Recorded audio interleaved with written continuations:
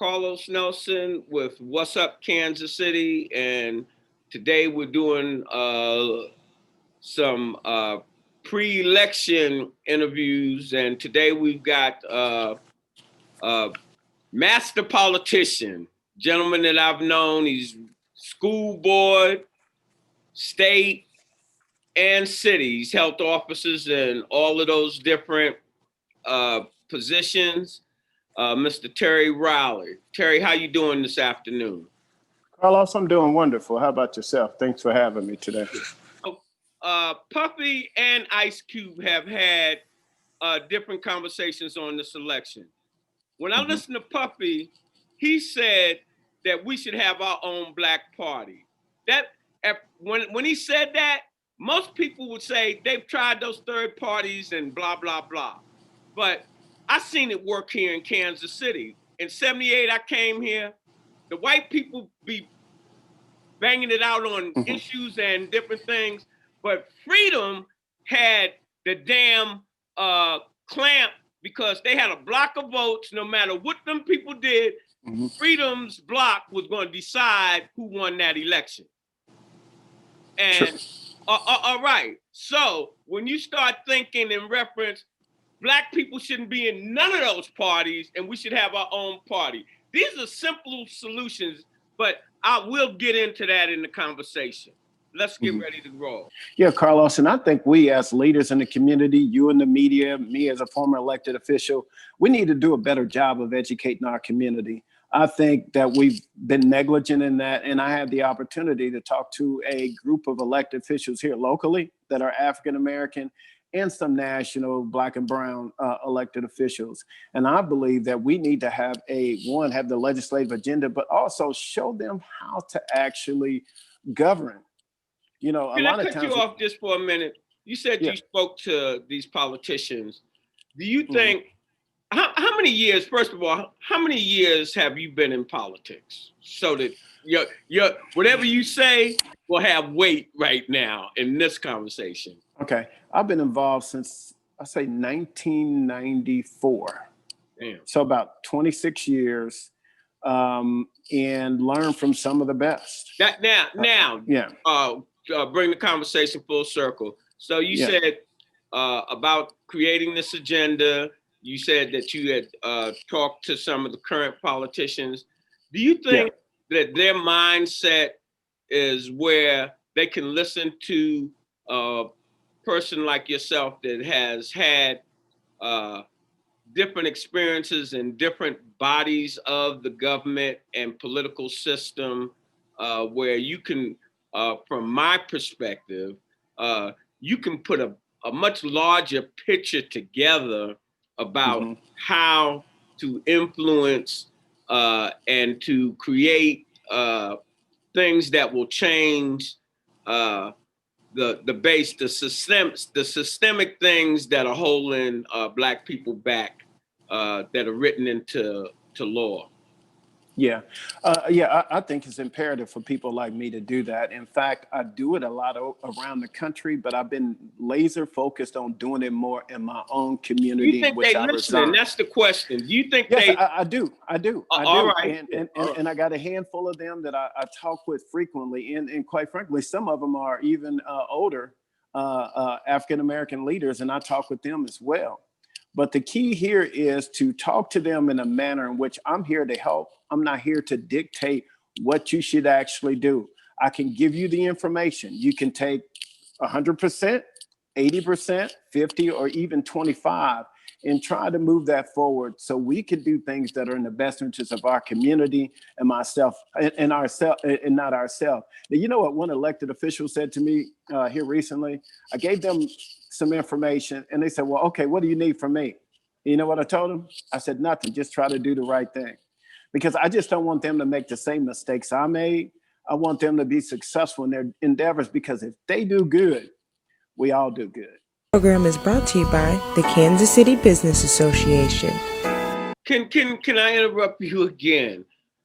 Yes, sir. Pete, what you said, I don't want them to make the mistakes I made. That was my premise of asking you about 20-something years in politics. And when you talk to these people, you be trying to tell them, hey, don't make that right turn. I know it looks like you're supposed to make that right turn. I made the right turn when I should have been going left.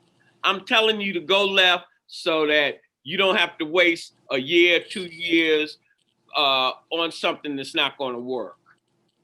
Absolutely. And I got beat up frequently. And I can remember when I was on the school board, it was a vote coming up. And I was young. I was 6 years old. And I told them, look, man, you old people don't know what you're doing. And I tried to run that game. And they said, look, son, when you get to this meeting tonight, you're not going to get one vote. Yeah, no. He said, oh, I'm sorry. You will get one vote, yours. And that's it. I'm going to crush you tonight. And I said, oh, okay, let's see. So I had a very passionate speech I wrote out, and it went around 8-1. I got killed. And so what I did was, at that time, I started reaching out to people like Alex Ellison, that was super smart, that had been there before me. I reached out to people over at the Black United Front. And what I was able to do was get people that actually knew about education, Charlene Luster, others that had been there before. And how long does it take you to learn your way around City Hall?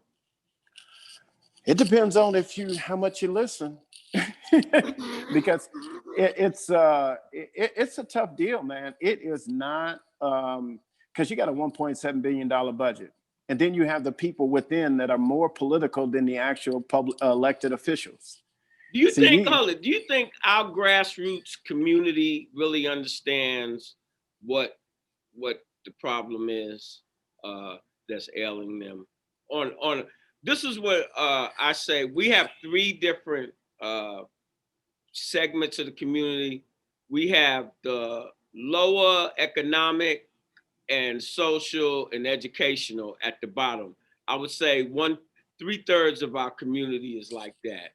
Then you have the ones that are between maybe 27 to maybe 40 that are trying to get in the middle class. They there, but they just at the lower level of the middle class. Mm-hmm. Then you have a solid Black middle class. Some of them think they're in the upper class, the upper crust, but your ass is in the middle class. And absolutely. All right. And so those 3 segments of our community are very disjointed. And my feeling is that the ones that are on the top, they have not really looked out for the ones that are on the bottom. And in all reality, all of us come from that bottom tier. No matter which way you slice it. Go run it down, Terry. Man, let me run this down to you. I participated in a think tank / man, what did we do? It was during a campaign, but we had a group of people there. The people that were quote unquote the bottom level of the totem pole that people were trying to say that people were making the least amount of money were the most conscientious people there. They knew the elected officials. They knew their names. They knew how to get in contact with them. See, man, that's the problem. We try to make these tiers in our community, just like you said, but we all come from the same area and we all come from it. And so don't act like you're different from anybody else. Don't care what you got. Let's go back to your granddaddy and what he had and where he came from. Absolutely. Carlos, man, that's why I was just kind of shaking in my seat here, grinning, because they knew the issues better than those folks that thought that they were in the upper crust. Do you know what I thought? I discerned from all of that when I running this media company. I had to look at things and really dissect them from a practical standpoint. Those people know that because they understand whoever's in office affects that little Social Security check, that Medicaid check, or their health, or what have you. So they know getting that trash picked up. Right. They don't have the money to lobby and to put campaign, for the most part. So therefore, They got to know their elected officials, and most of them know those people. And when those people call the office, you be saying, yes, Miss So-and-so, because you know them, because they're coming to your meetings, and you know that they're not there for their health. You got to deliver some services.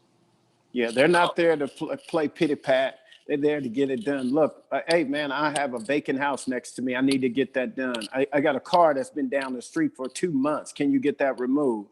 I have water pipes busting in my neighborhoods. When can we get these pipes dealt with? See, and the number one thing that a lot of elected officials, and I'm going to go back to the campaign, Please. don't understand is it's all about constituent services, taking care of those people. I mean, how could you be in office and you don't take care of those issues right there? You I know, mean, this is what you were here for. I lived in D.C., and everybody that's got a little age know who Marion Barry was. And, hey, the majority community call him Scott. They call him everything but his name. But you know what? He took care of his community, and they made sure he stayed in office. And even after they got him on some crap that everybody got a closet, they still backed his butt. Yep. He was delivering services. I had the opportunity to sit down with him on like 3 occasions, Marion Barry. Very good friends with his stepdaughter, very good friends with his second wife. I mean, this man was brilliant. And he says, Terry, and I said, what could you impart to me as just some regular elected official back home? He said, man, just go out there and win the hearts of the people and take care of them. They'll never forget you. Win the hearts of the people. That's how I see Brandon Ellington. Out of our politicians here, I see Brandon as he has made a conscious effort to create a persona. I'm with the people. I'm for the people. I am the people. What's your take on that? No, I like Brandon. I like Melissa. No, I'm just saying on how our politicians present themselves and what they bring to the table and take to the table when they're representing us. Right. And that's why I was going to mention Brandon and also Melissa, because Brandon, very grassroots, reaching out to the people. Flip side, you got the technical side of it all too, a former school board member, and together that group could be dynamite, just working together. And so I think, right now the 3rd district's in good hands. You know what you said could be, but when I've interviewed all of them, and this is what I've said, and I say it again, Shaw, Barnes, Robinson, they somewhat supposed to be, I named them the crew because I like the squad out of DC. I think we need more people that are, no, it's not them. They not the crew. The crew is, I got my names mixed up. The crew is that Bland, Man Love, and Bosley out of St. Louis. St. Louis. Yeah, and there's 2 more that I consider the crew, and I think that they're in the same vein as Ocasio and that group. They're pushing forward for change. And I say to my community, you Black people need to support our young politicians, and you should make sure that you're out there voting. You should make sure if you have siblings or kids that are voting age as the adult. I know me as running things with my family per se, everybody got to vote. And I better see one of them damn I voted signs when your ancestors. I'm just like you, Carlos. You know what? I wouldn't have went on this show if I already hadn't voted, because I know you would beat me up. But you know me, because I'm beating up people on a daily basis, man. But let me tell you, they need to be beat up. This election is the most important election of our lifetime. Let me say this. And I know a lot of people, particularly African-American men, for some odd reason, but I really don't get it. They say, well, I didn't see my neighborhood change when Obama was in. The change, listen to what he says carefully. Hope. We are the change in our community. What did you do when Obama was there to continue to move the needle? Obama appointed 92 African-American judges. Trump appointed 1. Out of all the judges that Obama appointed, 31% were people, 26% was African-American, but overall it was like 33% minority. But dude, 1 out of 200 for Trump. Now be careful now. You talk about the crime bill, we can repeal it. But when you have those people in those positions for a lifetime, you're speaking dangerous, and their ideology is different. It's all about maintaining the status quo. And you let somebody stay there for 30 years. So when the majority becomes the minority, they still are in the majority power. That's the thing that people need to look at. Well, now I want to jump on. This might sound self-serving, but my audience on all my interviews, I'm bringing it up. This should really be the first thing. Most people that want to see change in the Black community, they have different stuff. Well, we need economics. Oh, we need housing. We need to be looking at healthcare. I propose that you can't do any of that really, especially locally, unless you're connected. We here at Cascade Media Group, the only Black-owned digital media group in the Midwest, and the type of programming that we do in general is the only Black-owned digital media in the United States. And yet we don't have Black political organizations, quite a few of the major institutions, the school districts, the Full Employment Council, and other things that Black people are directly in charge of. And then they don't advertise with the Black network. They don't try to collaborate. And what I say on that, look at Leon's Supermarket. Leon's Supermarket was one of the oldest Black-owned supermarkets in the nation. I had to look at myself. Leon goes out of business and all these Blacks in the city buy groceries. And so that should tell you something about how you have been educated and what your thought process is when you start talking about I'm Black and I'm for Black power. Black power is economic power. And if you're not supporting Black businesses and Black causes with your economics, you're not really doing nothing. On a 1 to 10, you're on a 2. End of story. And I think that until our leadership understand it's not about liking Carlos Nelson or Terry Riely, we're all in this same boat.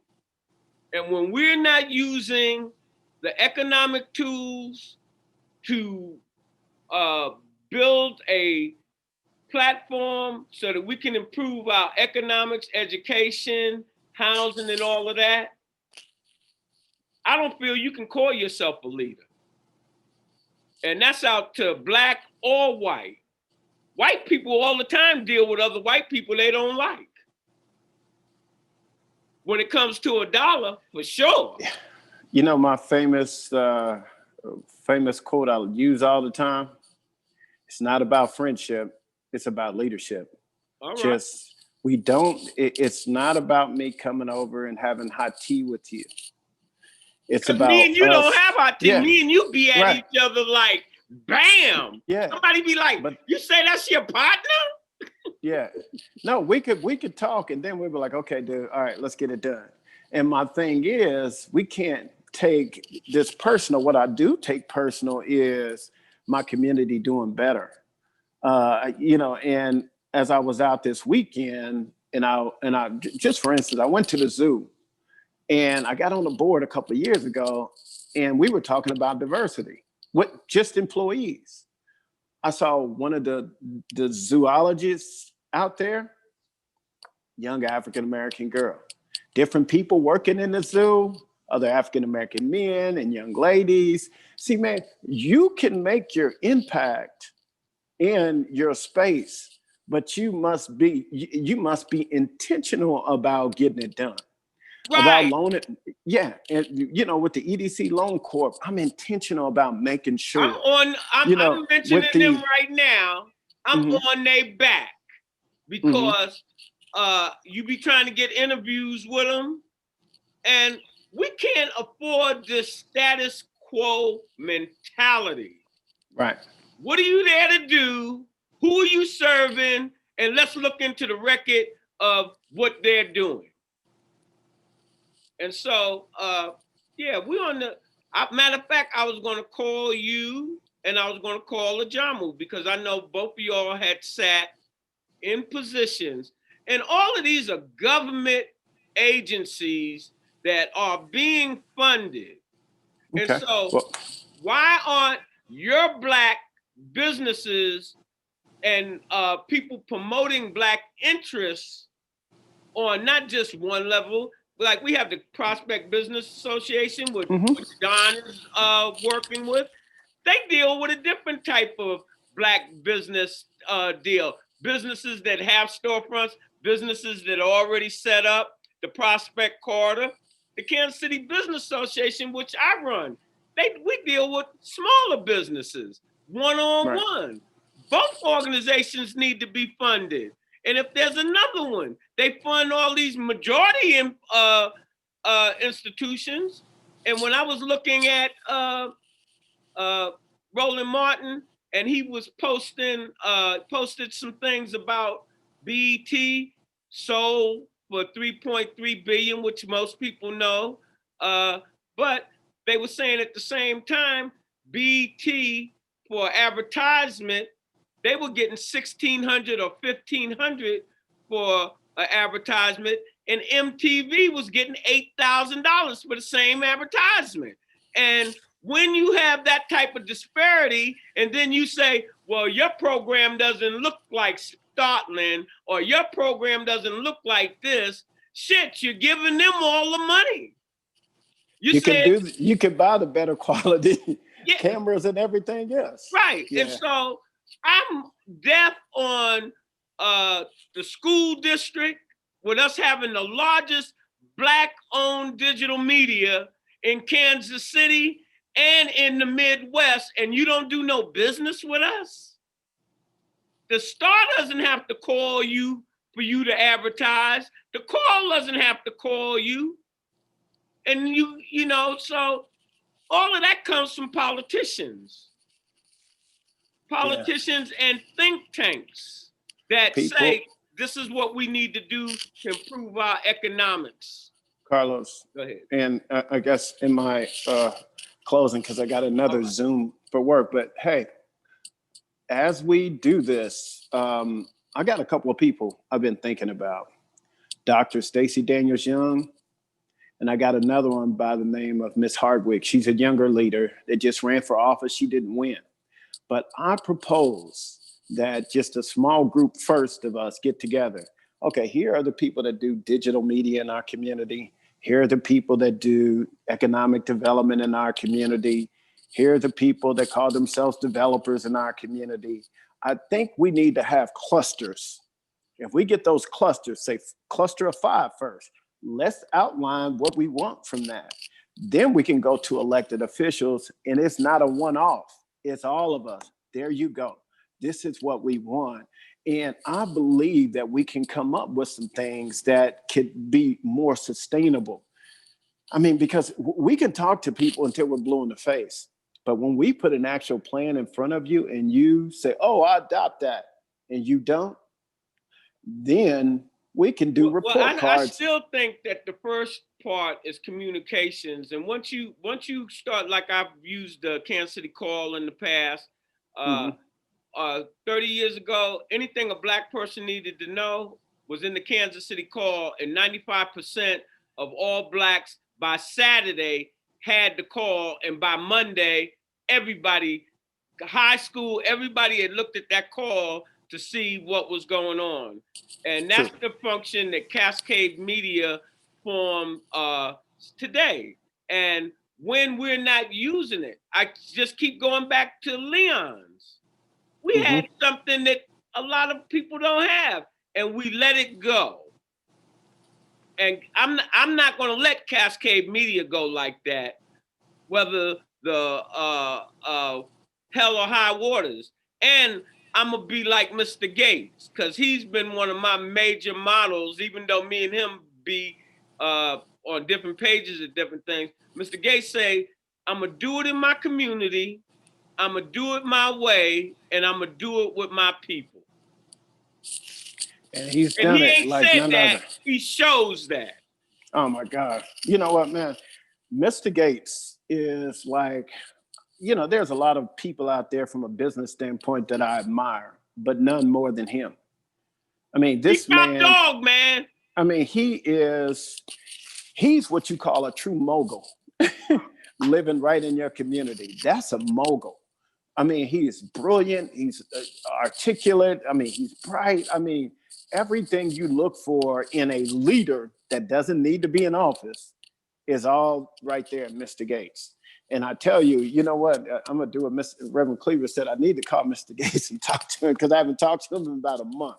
Because, you know, I mean, man, I have actual love and admiration of that man, like he's my grandfather. Like he's my daddy. I'm saying, me and him, you know, I say, but Mr. Gates has been an inspiration to me ever since I stepped foot in Kansas City.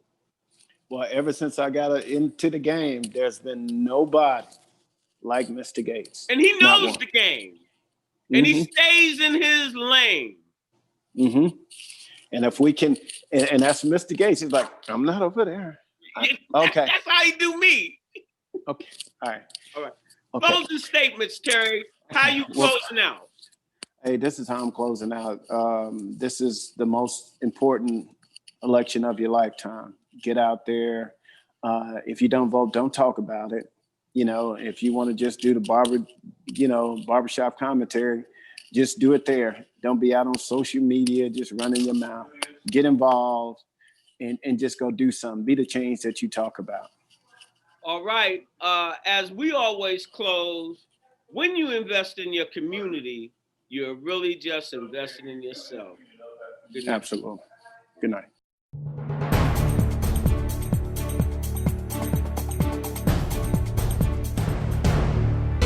This program is brought to you by Black Star Group.